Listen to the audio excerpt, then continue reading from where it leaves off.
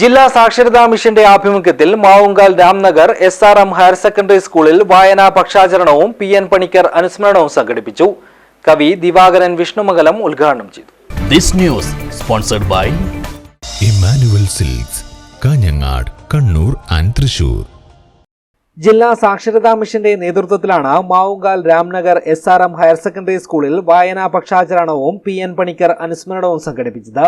പരിപാടി മഹാകവി P കവിതാ പുരസ്കാര ജേതാവ് ദിവാകരൻ വിഷ്ണുമംഗലം ഉദ്ഘാടനം ചെയ്തു. ഒരു ദേശത്തിന്, ഒരു രാജ്യത്തിന് ഏത് വിധത്തിൽ നമുക്ക് ഉപകാരം ചെയ്യാം എന്ന് നമ്മുടെ പഠനം കൊണ്ട് ഉണ്ടാവുന്ന ഒരു പ്രവൃത്തിയാണ്. അപ്പോൾ ഏത് മനുഷ്യനും, ഒരു ഉദ്യോഗസ്ഥനാണെങ്കിൽ അയാളുടെ മുന്നിൽ വരുന്നത് ഒരു ജീവിത പ്രശ്നമാണ്.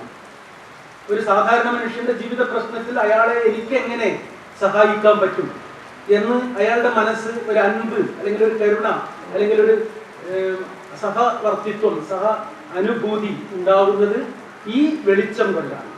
അജാനൂർ പഞ്ചായത്ത് പ്രസിഡന്റ് T ശോഭ അധ്യക്ഷയായി. സാക്ഷരതാ mission monitoring coordinator Shaju John വായനാദിന പ്രതിജ്ഞ ചൊല്ലിക്കൊടുത്തു.